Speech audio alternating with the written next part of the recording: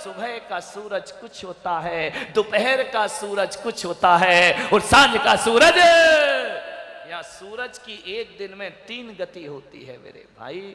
आदमी बेचारे की बात यहां कौन करे। 3 गति। सुबह का सूरज कुछ है, दोपहर का सूरज कुछ है, सांझ का सूरज।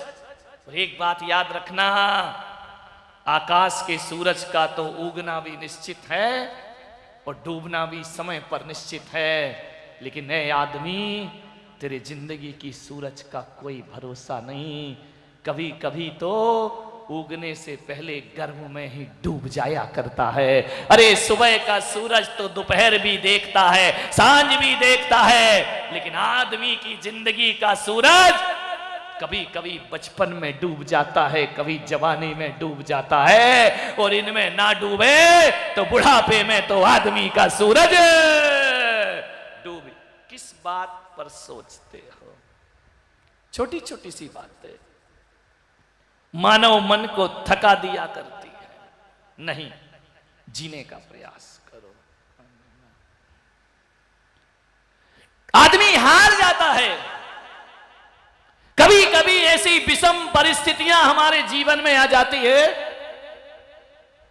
कि ऐसा लगता है कि मेरी जिंदगी के सारे द्वार बंद हो गए हों, व्यापार फेल हो जाता है, परिवार बिखर जाता है, बच्चे गलत राहों पे चले जाते हैं।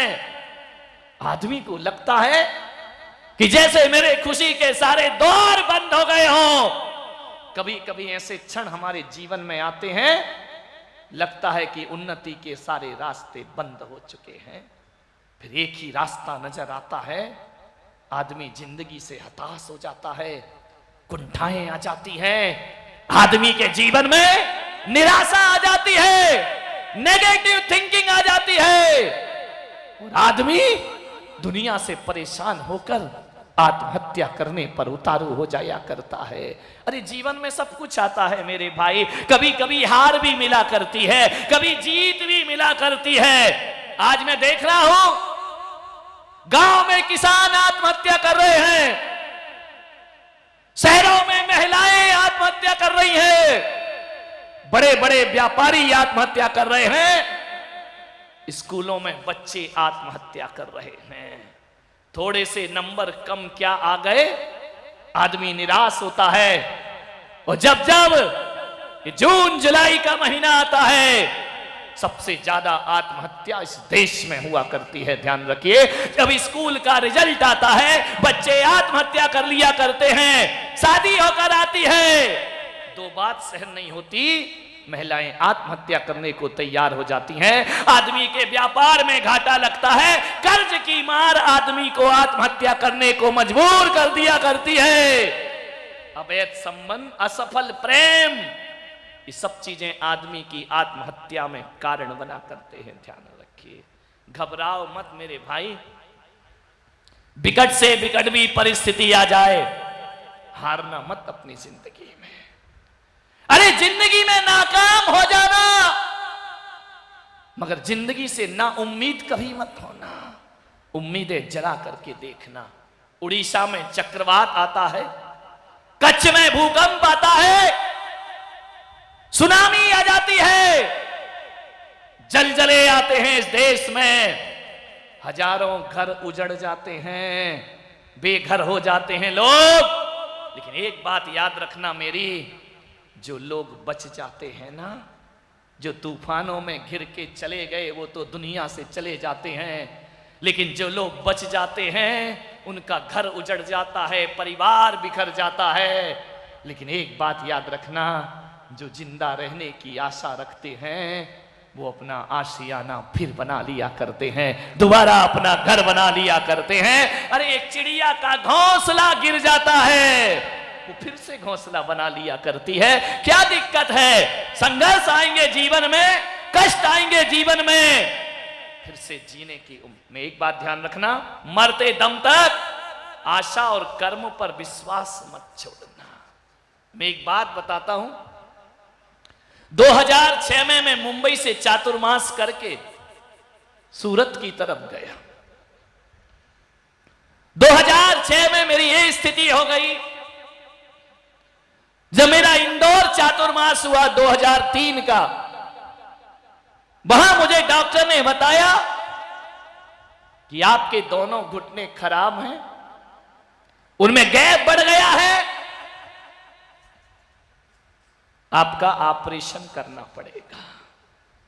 पूना के बहुत बड़े डॉक्टर संचेती, उन्होंने मेरे घुटनों की जांच की और कहा कि संत जी आपके घुटने चेंज होंगे, वो रफ हो गए हैं, चलते चलते घिस गए हैं। मैंने कहा संत अवस्था में तो घुटने चेंज हो नहीं सकते, मुनि दीक्षा में ऑपरेशन हो नहीं सकता है। तो उन्होंने कहा महाराज या तो संतत्व बचाओ या पैरों को बचाओ, क्या करेंगे आप? मैं बहुत तनाव में आ गया। मुझे दर्द की उतनी चिंता ना थी जितनी सन्यास और दीक्षा की चिंता थी। दिगंबर परंपरा में अस्पताल में एडमिट नहीं हो सकते हैं, ध्यान रखिए।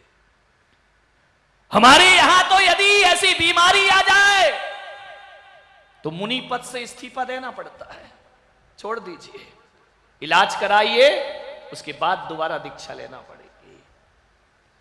मैंने कहा भगवान ऐसा नहीं होना चाहिए। इंदौर से चल के मैं नागपुर, नागपुर से मैं मुंबई आया। अशोक जी दोषी यहां पर हैं, वो जानते हैं।